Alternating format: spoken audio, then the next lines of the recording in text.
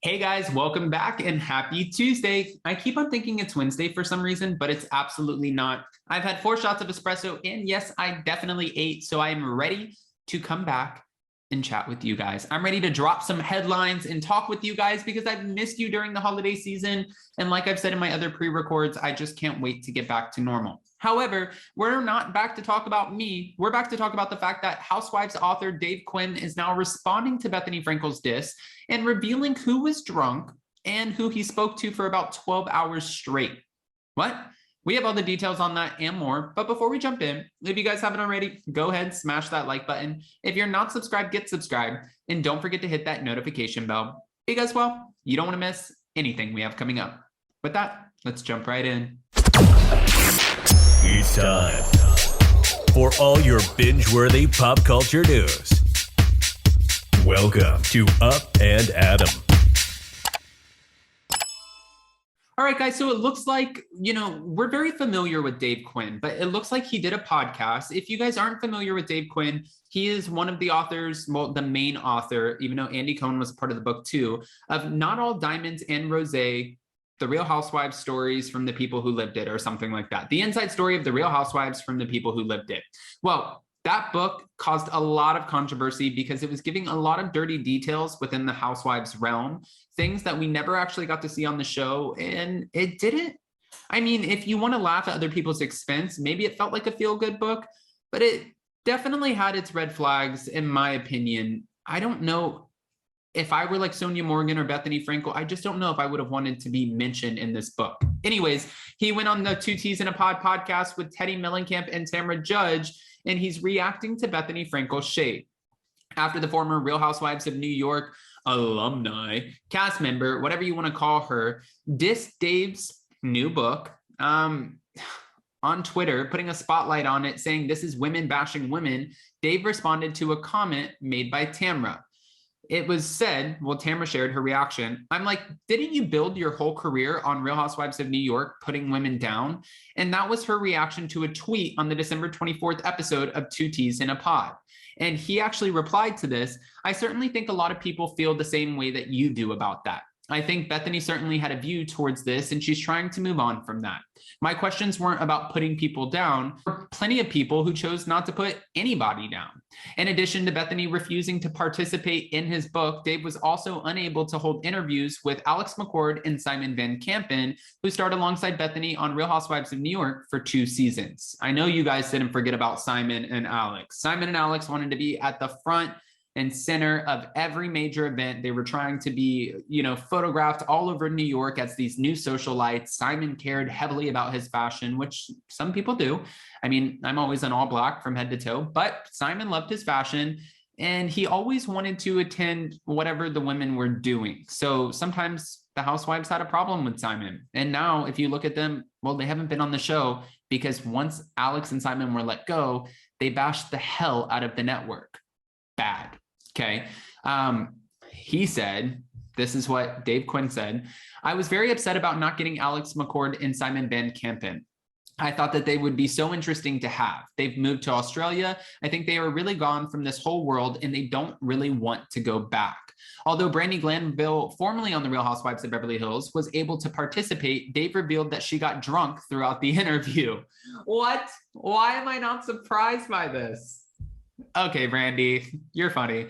There was a certain point of our interview where I was like, I have to stop talking to you because I think you're a little loaded and it doesn't feel ethical anymore, he admitted, noting that she stands by her experience with Denise Richards and she's saying that it allegedly consisted of an affair.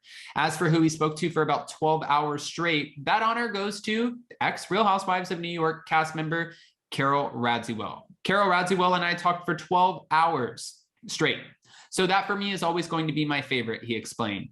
She had a very interesting zoom out perspective. She's actually the one who told me that a lot of the arguments that you see on the show have nothing to do with what they're arguing about and more to do with the show in and of itself. That the framing of the show often encourages disagreement that people can't actually say. Also during the podcast, Dave teased his next potential tell-all and hinted that there could be a sequel to The Real Housewives tell-all. He said, I'm ready to continue down this path. I said that Below Deck and other popular Bravo franchises are kind of perfect for this. But I could also write a sequel because there was so much that we couldn't keep in the book because it was just too big. All right, guys, I want to know what your thoughts are about this. And with Bethenny saying that this is women bashing women, I understand. And we have to play devil's advocate here because I see both sides. Bethenny was like, wow, in the light of, a pandemic and the whole world kind of going to shit and everything going wrong, people are concerned about their health and they can't leave their homes. We're going to post a book that's women bashing women. But then pan over, Bethenny, because the reason that the Skinny Girl empire, everything was so successful was because she had that platform as a public figure on the show as a housewife. That's why her brand was so successful, and she could have made it successful without it, but it damn sure helped. So when Tamara says, didn't you get your whole career based off of bashing other women? It's like, I mean, she did say some pretty vile things to Luann and a few other cast members. So I don't really know how she should respond to that. And then for Brandi Glanville, Brandi, one interview, you couldn't have laid off the wine for one interview. She's like, hell no, I could not lay off the wine for one interview. And the fact that Dave Quinn is like, it felt a little unethical, it makes me wonder, what the hell was Brandi saying in this interview? I'm not surprised Carol Radziwill was one of his favorites with a 12-hour conversation. I feel like this is Carol's background and that she was probably more than happy to tell her side of the story because someone was on the other end of the phone wanting to listen. And she was most likely hoping that most of what she said got into that book. I don't know if you guys remember this, but we do collabs every once in a while with Dana Wilkie, $25,000 sunglasses from the Real Housewives of Beverly Hills. And when we do, when we did at one point, Dana said that she sat down with Dave and had a 2-hour conversation. Of that 2-hour conversation, not one word of hers made it into the book. She thinks that it was most likely because she did that Housewife and the Hustler documentary, and Andy Cohen threw some light shade at Dana Wilkie and Danielle Staub, and she thinks, well, maybe they didn't like what I had to say on the special. Maybe it doesn't look good for Erica, and right now they're trying to protect Erica because the Girardis are bringing the ratings for Beverly Hills. But this is all hearsay. So again, go ahead and comment below. And before you go, don't forget to smash that like button. If you're not subscribed, get subscribed. And don't forget to hit that notification bell because, well, you don't want to miss anything we have coming up. Also, guys, we will be going live tonight. And when I say we, I mean Jason and his comedian friend See Josh Go with special guest Captain Sean from Below Deck on their show tonight, Anchor Watch at 11 p.m. Eastern. That's 8 p.m. Pacific. Join me in the live chat because Jason shoots out of our bedroom, which means I can't go to bed, which means I'll be in the live chat with you guys right after Vanderpump Rules, which of course we'll be back to talk about tomorrow. I love you guys. If I don't see you before, have a happy new year. I'm sending you all the best, and I will talk to you so very soon. Bye, guys.